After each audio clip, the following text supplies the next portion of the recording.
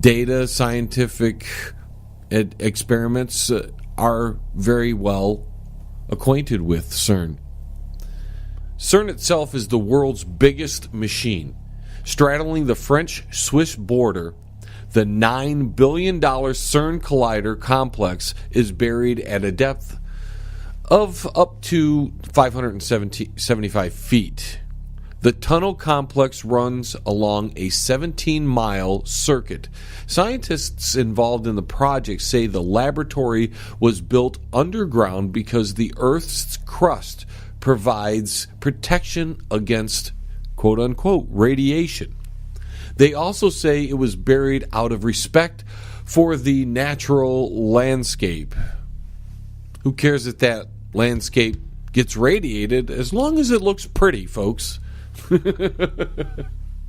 Another aspect of CERN is it causes a massive gravitational pull.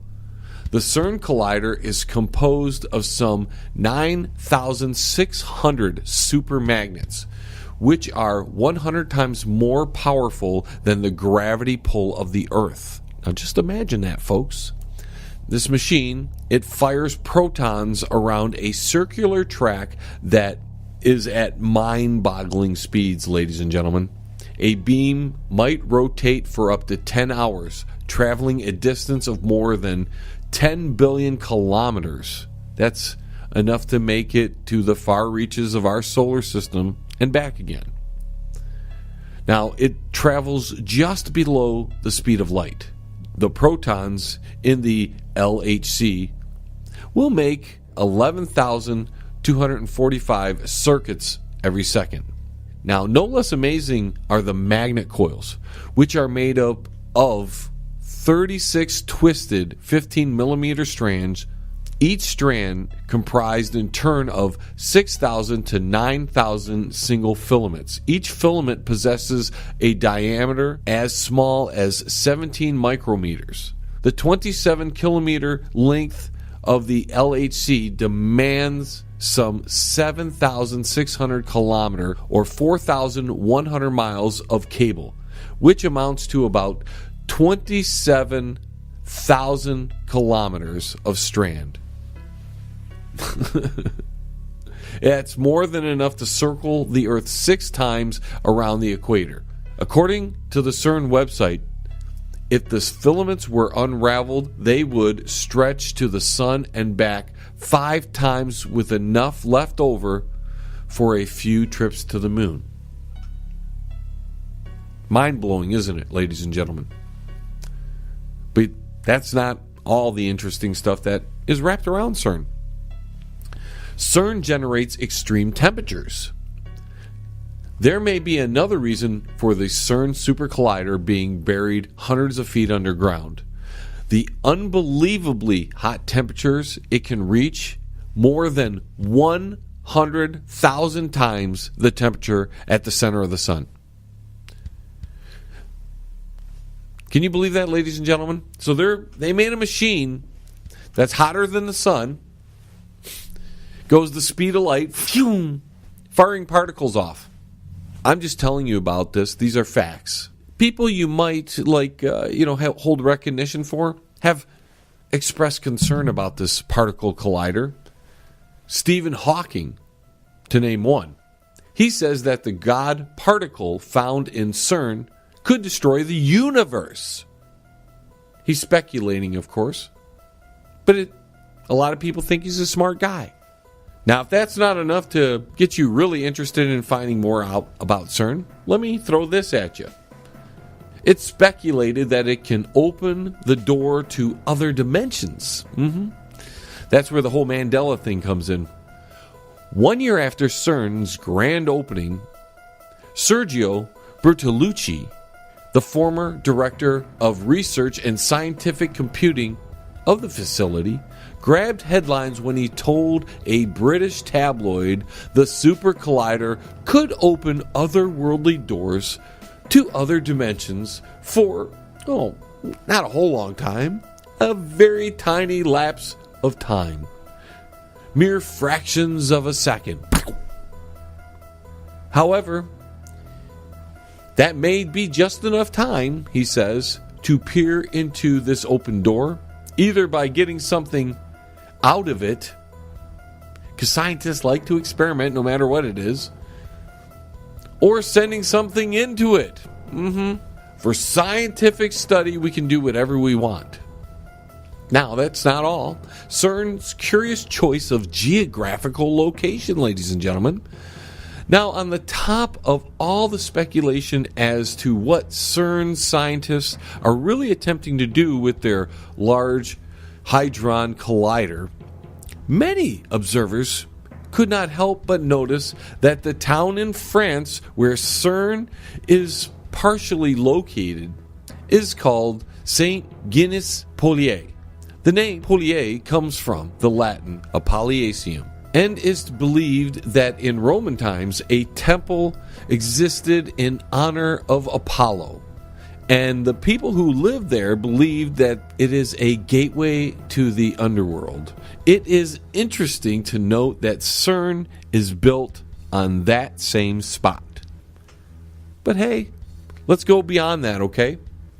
Religious leaders, always suspicious of the aims of the scientific world, drew a connection to the verse straight out of Revelations, which makes a reference to the name Apollyon.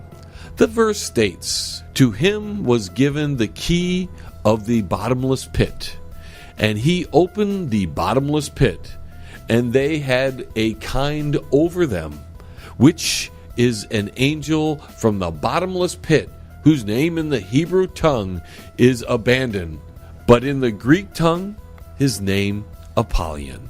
That doesn't stop the interesting things, ladies and gentlemen. They are trying to tap into dark matter there. Interestingly enough, astrophysical observations have demonstrated that all visible physical matter accounts for only 4% of the universe. Now, the race is on at CERN to find those elusive particles or phenomena responsible for dark matter and dark energy.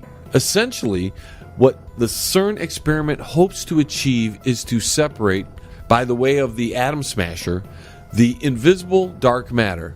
Now, just a couple more things before we get out of here. Go check out the CERN logo. It just happens to look like a 6 on top of a 6 on top of a 6. And they just continue to rotate. Go look at it. I'm not making it up. Check it out. Another observation you might want to look into: the deity of destruction is their corporate mascot. That's right, ladies and gentlemen. Although most corporations shun any connection with religion and the spiritual world, CERN has chosen as its mascot a Hindu goddess. But not just any Hindu goddess, ladies and gentlemen. Just outside of its headquarters building sits an ancient statue to Shiva, the goddess of destruction. Not to be all down on poor CERN there. We don't want to constantly point out all the bad.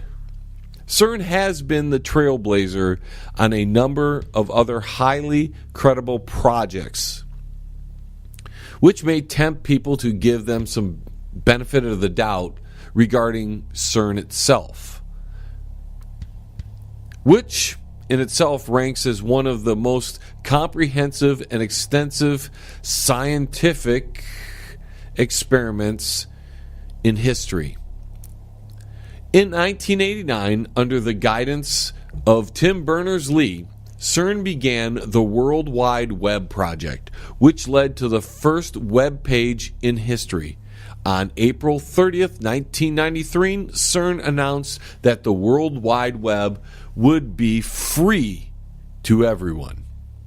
So there you go. CERN brought us the internet to tie us all together. CERN is bringing us particle acceleration. CERN looks like they're trying to tap into other dimensions and find out what dark matter is. CERN is tampering with things we've never tampered with before. They're generating, greater heat than the core of the sun. Just awesome. All for science, folks, all for science. And if something goes wrong, we probably won't know because it'll happen so fast, we'll just be erased. That, of course, is my speculation there. Don't want to, make that sound like it's fact. I'm just speculating that tampering with things we don't know and are probably not meant to tamper with, that could cause some ill effects. But what do I know? I'm just John LeBang. I'm not Alex Jones or Pete Shamwilly. I'm not Sean Hannity. All right, folks. We have come up against the end of the first hour. I hope you enjoyed it. I was a little snarky, I guess, this hour. But hope you had a good time. Don't forget to go to my website. That's www.jlebang.com. Just like to mention that we picked up 3 new affiliates, and you can go to the website that I just mentioned there and find out the times and days and what the stations are right there. With that being said, the first hour is over. Stay tuned for the second hour. We've got author and rock and roll historian Derek Shelmerdine joining us for another great installment of Rock and Roll Unraveled. And with that being said, folks, this is John LeBang signing off for now from the Banger Studios. See you next hour.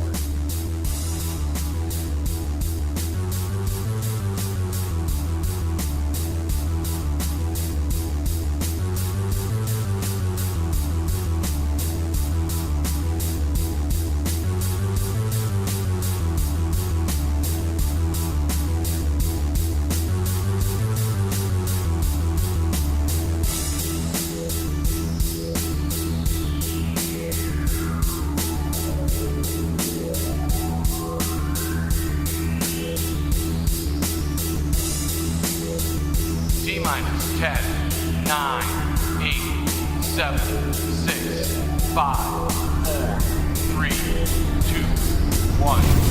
We have liftoff. Tune in again next week. Same time, same space, same station. Resistance is futile.